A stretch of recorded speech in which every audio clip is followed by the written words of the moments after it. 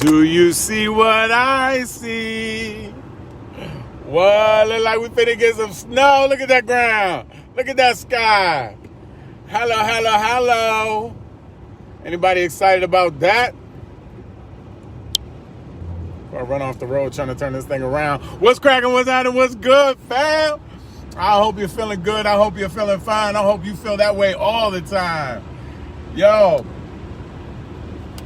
did I offend you? Oh, I'm sorry I offended you. I'm so sorry. You're so soft. Offensive speech. You ever get offended by something that somebody else said? That's something that someone else did? Things hurt, words hurt, right? They say sticks and stones can break bones, but words will never hurt me. Oh, shoot. I guess that was some mantra because it was the opposite was the truth, right?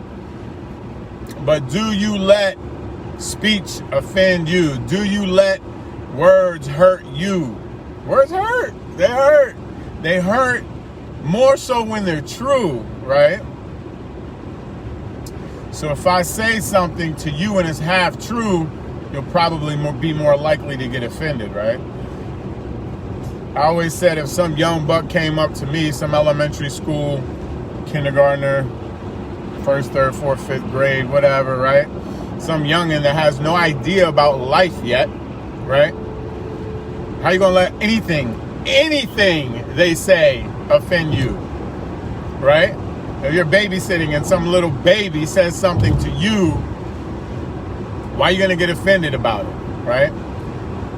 The reason we get offended is there's some partial truth to it, or a big truth to it, or we feel like the person's being offensive on purpose, right? Sometimes people say things and they have a different connotation or perspective or purview on that word, so they use it and then it offends you and then oops, sorry, right? So then comes the next step, might be an apology. And if the apology isn't as sincere as we believe that it should be, the offense might stay. So I had a supervisor that told me one day, out of 25 years of managing people and supervising, he's never met anybody like me that just water off a duck's back. Is what it is, man. Just deal with it. Keep moving, you know. Don't worry about it. I don't know, like I talked to my brother a lot. Oh, shoot. I'm sorry, dude. I'm going to go around that way. Sorry. Here's enough room. I talked to my brother. He lives over in the projects. He lives over in an area where there's killings and shootings all the time. I don't deal with that. Never really had to. But people from that lifestyle, people from the Middle East whose cities get bombed and buildings explode. A friend of mine, let me finish my point. People that are in that environment, they're a little bit tougher. They're a little bit toughened. And it can result in PTSD and things like that, you know, and emotional imbalance and, you know, chemical imbalance in your body and, you know, things that can really put you in a bad place. Like a lot of people are feeling right now. A lot of people are talking about mental health and have been even before this pandemic, and now even more in it, right? I heard somebody say the other day, and I think I mentioned it here, that we don't have a problem of a pandemic of people falling out and dying. We have we have a, what is it called? We have a pandemic of false negatives. That's real. He was a medical doctor, and he was explaining why whatever they were voting for in their community, they don't vote yes, vote no. Like, keep that stuff away, because he sees the penetration of safety and security for freedom. Never trade your freedoms for safety and security.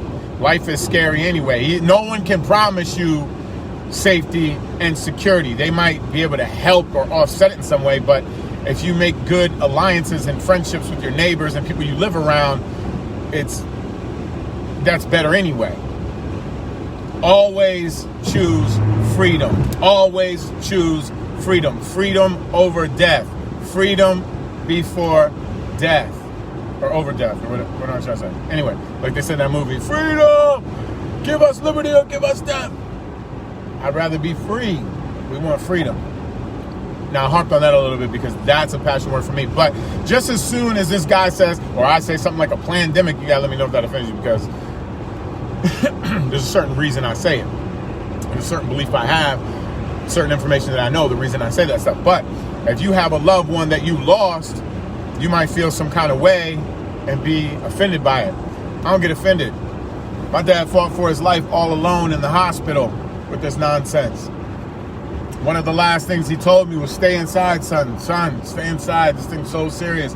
My mind's totally different now. I changed so much, and it's what he was already, my mom told me, like, he stayed at home a lot. He didn't really go out. He thinks somebody might have brought it in to him, maybe. I don't know. But one of my favorite scriptures, and my brother-in-law shares the same favorite scripture. Psalms 119, 165 says, great peace have they that love his law, and nothing shall offend them. Nothing shall offend them. Nothing shall offend them. That's deep to me. That's deep to me because, and I've known it for a long time. I've known that scripture for a long time. So when I was out there wilding out, things would happen, and it's not like I haven't been offended. It's not like I haven't been offended. I have been offended, right? We've all been offended. We all understand how it feels to be offended, to feel hurt by something that someone has said. But when you think about it and you process it and you understand what they meant by it, it might be a little easier to take. Also, when you understand when tough things happen to you, like living in the ghetto, like living in, a war zone where things are just blowing up and you're scared for your life and the most fearful moments in your life, all those things are to make you better, make you stronger. And this is the last point I'm going to say. Everything in your life is for a reason. When somebody says something that you might feel is mean, think about, if you need to, I probably shouldn't pass this emergency vehicle, right? So I'll get behind him and get all the way out. If you need to change something that somebody has said about you that's offensive, then maybe it's time to change. If there's nothing to change and that person was just a jerk, maybe it's time to distance yourself from that kind of negativity or whatever, if you feel like it's negative to your well-being. Other than that, people are going to say what they say. People are going to do what they do. Just do you. Be happy. Love yourself. Keep climbing. Keep grinding. And I'll see y'all at the top, because the bottom's too crowded and that ain't no place for us. So peace and love. I'm out. Has anybody ever offended you? Hit me up in the comments. Let me know something. I got your back. Because if it was mean and it's not true, I got your back. It's not true. You're dope. And when you look in the mirror, I want you to know you're dope.